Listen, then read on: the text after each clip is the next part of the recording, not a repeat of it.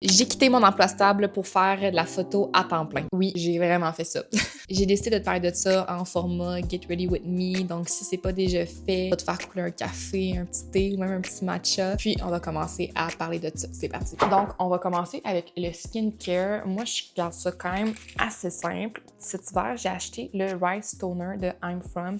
Puis je l'aime vraiment beaucoup. Je trouve qu'il est vraiment hydratant. Donc, j'en mets juste comme ça dans mes mains. Après ça, je le frotte ensemble. Je viens en mettre sur mon visage. Je trouve vraiment que c'est désaltérant. Là. Ça fait vraiment du bien. Après que j'ai mis le tonique, je viens mettre une crème hydratante. Moi, je prends la lotion hydratante peau normale à sèche de CeraVe, qui est une bonne petite crème légère. Après, pour terminer mon skincare, je viens mettre la crème solaire. Là, c'est un échantillon. J'ai essayé différents types de crème solaire, puis je suis quand même difficile. Mais celle-là, je l'ai eu comme en cadeau, un petit échantillon, puis je l'aime vraiment. C'est la Capital Soleil UV Sport FPS 60. Puis je l'aime vraiment beaucoup. Je trouve qu'elle est super légère sur ma peau. Elle sent vraiment la crème solaire, par contre. C'est peut-être une opinion impopulaire, mais j'haïs pas ça, l'odeur de la crème solaire. Je trouve que c'est nostalgique. On dirait qu'à chaque fois que je me mets de la crème solaire, je trouve que ça sent le camp de jour quand j'étais petite. Puis moi, c'était vraiment des beaux souvenirs d'aller au camp de jour quand j'étais plus jeune. C'était un petit camp de jour de quartier. C'était vraiment fun. Fait qu'on dirait que ça me rappelle mes étés quand j'étais au primaire. Donc, on va commencer à aborder le sujet de la vidéo qui est que j'ai quitté mon emploi 9 à 5, un emploi qui était stable dans le réseau de la santé pour me lancer à temps plein dans la photographie. C'est quelque chose que je mijotais depuis un bon moment déjà. En fait, moi, je travaillais 2 jours semaine en tant que travailleuse sociale, puis le reste du temps, je bâtissais doucement mon entreprise photo. Mais à un moment donné, je sentais que je plafonnais un peu, que ce soit dans la photo et dans mon emploi en tant que travailleuse sociale. J'avais vraiment l'impression d'être à 100% dans rien, qui pour moi faisait pas vraiment de sens parce que, pour moi, l'objectif final dans ma tête, c'est vraiment de faire de la photo à temps plein. D'un autre côté, je trouvais pas que c'était juste pour mes usagers de continuer à faire du travail social, même pour mes collègues, parce que je sentais vraiment que j'étais pas impliquée comme je voulais l'être, j'étais un peu désintéressée. Je faisais mes choses quand même, mais comme si j'étais vraiment à temps plein puis impliquée comme une personne normale dans son emploi. Pour te mettre en contexte, j'ai commencé mes études en service social à l'Université de Sherbrooke à l'automne 2019. Oui, juste avant que la pandémie arrive ce même hiver-là dans cette année. Je me rappelle que, tu sais, même dans ma première année d'université, ma première session, j'étais dans mes cours, puis déjà à ce moment-là, j'avais la réflexion que j'allais pas faire du travail social toute ma vie.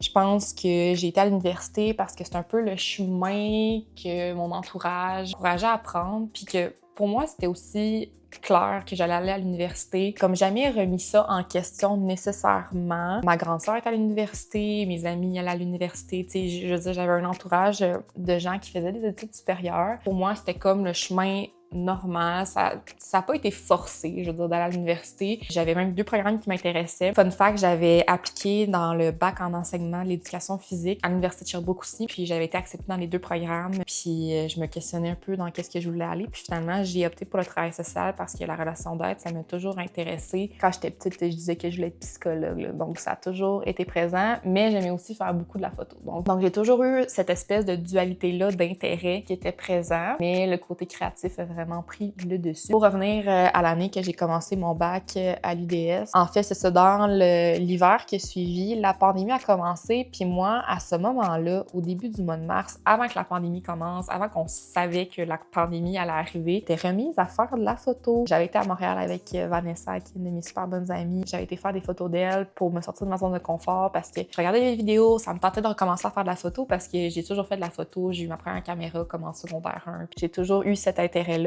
Mais pendant ma première année d'université, j'étais comme « Ah, ça me tenterait, me semble, de me remettre à faire de la photo, à me replonger dans cet univers-là. » J'aimais vraiment ça quand j'étais un peu plus jeune. Donc là, on avait été à Montréal, on avait fait un beau shooting. J'avais d'autres shootings de prévus au printemps. Puis j'étais partie dans cet engrenage-là. Puis là, finalement, bam, la pandémie est arrivée. Comme tout le monde, mes plans ont comme été mis un peu sur pause. Mais par exemple, j'ai eu quand même la chance par rapport à la pandémie pour ma part. En fait, quand il y a eu le lockdown, le cours universitaire, il était à distance. Ça m'a permis de retourner plus chez mes parents, d'avoir du temps pour moi. J'étais vraiment fatiguée cet hiver-là. Au niveau émotionnel, en tout cas, je rentrerai pas dans les détails, mais ça a été vraiment une période difficile dans ma vie. Je pense que ça a été comme la période la plus difficile que j'ai eu à passer au courant de ma vie.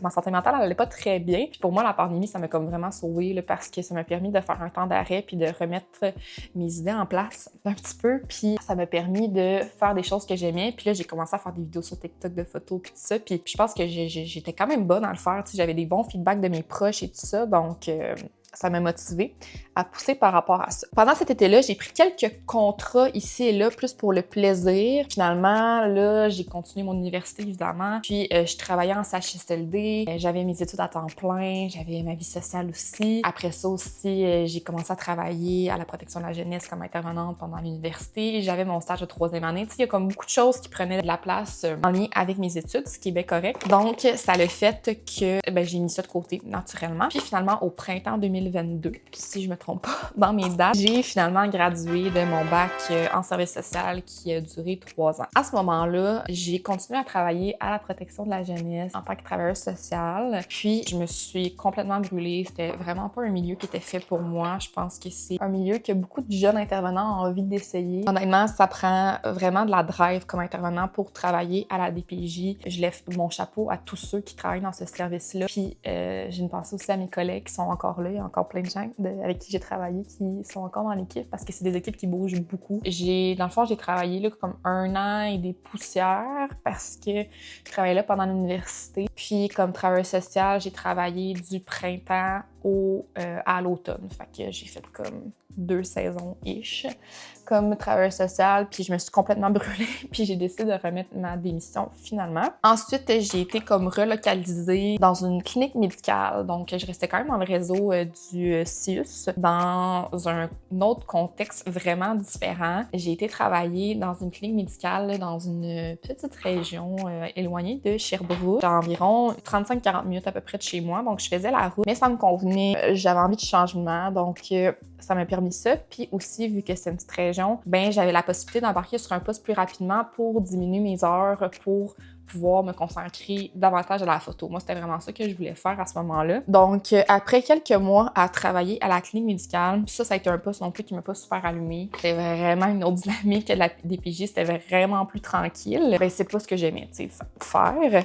Que là, ça m'a comme donné plus l'espace. Tu sais, je revenais le soir, j'étais pas trop brûlée de mes journées, donc je me suis mis à plus pousser sur mon entreprise photo, puis à prendre des clients, puis à me sortir de ma zone de confort, puis à commencer à mettre les efforts en ce sens-là. Puis justement, je pense, c'est à la fin de l'été, je pense, de cette année-là, j'ai commencé à travailler à 4 jours semaine, puis je capotais d'avoir une journée de plus pour mes projets. Ça faisait vraiment une différence à ce moment-là pour moi. Finalement, après, j'ai rechangé de poste pour aller au CLSC de la même ville, de la même région, pour juste changer un petit peu de dynamique. Après ça, j'ai travaillé quand même quelques mois aussi au CLSC dans mon poste à 4 jours. Puis c'est cet automne, en septembre, que j'ai diminué mes heures à 2 jours semaine. Fait que ça aussi, c'était quand même l'adaptation cet automne par rapport à ça. Ça m'a demandé quand même beaucoup de changements, d'avoir beaucoup de temps à moi, ce qui est cool, mais en même temps, quand t'es laissé avec tout ce temps-là, quand t'es d'habitude d'être salarié avec une routine claire, ça peut quand même être stabilisant d'avoir beaucoup de temps pour soi. Les semaines se sont suivies, puis on est rendu à aujourd'hui. Je filme le mercredi, mais la dernière journée, c'est jeudi qui est demain et vendredi après-demain. Puis après, je suis 100% solo dans mon quotidien, mes revenus. C'est vraiment ça le plus gros stress là-dedans. On s'entend que dans les 2 dernières années, il y a beaucoup d'heures qui ont été mises pour arriver à ce processus-là. 2 ans, ça n'a pas l'air long. Quand j'y repense, je me disais, c'est pas si long 2 ans, mais quand t'es dedans, c'est quand même vraiment prenant. J'ai travaillé beaucoup de fins de semaine, beaucoup de soirs, puis ce que je fais encore aujourd'hui, je pense que ça vient avec quand t'as une entreprise, mais je pense qu'il y a quand même moyen d'avoir un équilibre qui est intéressant pour pas se brûler au long terme, ce qui est super important. C'est là que le support des proches rentre en compte. C'est vraiment important d'être bien entouré, je pense, dans ce genre de projet-là parce que c'est difficile quand même. Ça fait du bien d'en parler à d'autres gens puis de se sentir qu'on est appuyé. Moi, ce qui m'a aidé, c'est que mon copain, il a aussi un emploi qui est un peu atypique. Donc, lui aussi, il travaille beaucoup les soirs, les fins de semaine. Fait que les deux, on est un peu dans cette dynamique-là ensemble. Donc, c'est motivant. Il n'y en a pas un qui est comme sur le divan à attendre que l'autre ait fini son travail. On travaille activement ensemble vers nos objectifs. Fait que c'est sûr que ça m'a vraiment aidé pour être plus disciplinée dans les dernières années. Je pense vraiment que je me sentais prête, oui et non, à faire le move de me lancer à temps plein. Je te cacherai pas que c'est une décision qui est hyper stressante. Je pense que tout le monde a ce stress-là quand il quitte son emploi parce que ça reste que présentement, je suis employée du réseau de la santé, donc je peux pas avoir un emploi qui est plus stable que ça, avec des bonnes conditions de travail en général, avec un salaire aussi qui est super convenable, avec des vacances payées, avec un fonds de pension, c'est toutes des choses. Ça reste que c'est intéressant d'avoir dans la vie, mais en même temps, je suis pas assez attachée à ces choses-là pour rester là-dedans pendant 35 années de ma vie que je vais devoir travailler. Ça reste que c'est stressant parce que tu reçois beaucoup de commentaires des gens autour, surtout les gens plus vieux souvent, de dire « Ah, ben ton fonds de pension, ah, ben ta sécurité, ah, tu sais, je veux dire, les gens, je pense qu'ils projettent beaucoup leurs propres insécurités envers les gens qui prennent ce genre de décisions-là qui sont peut-être plus hors de la norme, si je peux dire ça comme ça. Au moins, je suis vraiment contente parce que ma famille proche à moi, ils m'ont toujours vraiment supportée. Mes parents, jamais qui doutent de moi, jamais qui ont essayé de me convaincre de pas faire ce move-là. Je pense qu'ils voient que je suis passionnée dans ce que je fais ou bien j'avais des beaux résultats. Fait que ça là-dessus, ça fait vraiment du bien de me sentir appuyée par eux.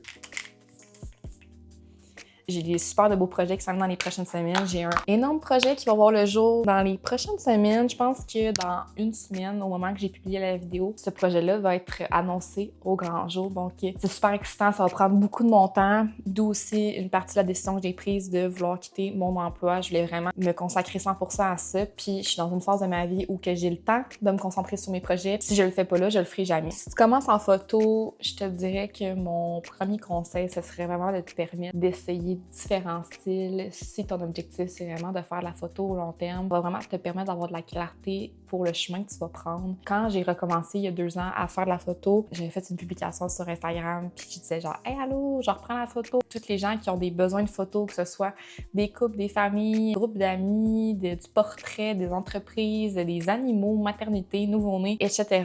J'ai dit « Ben écris-moi puis j'aimerais ça qu'on se prévoie une séance ». Donc ça m'a permis d'essayer vraiment différents styles. Je pense que c'est facile au début de dire « Ah, moi, je suis sûre que j'aime vraiment ce style-là. Moi, j'aime plus ça. » Mais finalement, des fois, quand tu te mets à tester ou tu te mets à interagir, parce que ça reste que les interactions que tu vas avoir en lien avec les différents styles de photos que tu vas faire, ça ne demande pas la même approche. Ça ne demande pas de même approche de faire des photos de couple versus des photos de famille avec des jeunes enfants. Donc, c'est vraiment important de tester parce qu'après ça te permet de voir ce que tu aimes, puis après ça, d'avoir une ligne qui est super focus vers où tu as envie de rendre. Fait que ça te permet d'atteindre plus rapidement et plus clairement tes objectifs. J'ai remué ça de tous les sens pendant plusieurs semaines. J'essaie vraiment de me convaincre que c'est la bonne décision avant de faire le move officiel. Maintenant que je l'ai fait, je suis vraiment contente de l'avoir fait. Si t'es en train d'hésiter à faire un move qui te fait vraiment peur, mais qui te fait vibrer, je te le dis, fais-le. Même si c'est inconfortable, je te jure que tu vas te surprendre. Puis, on va faire ça ensemble. À bientôt!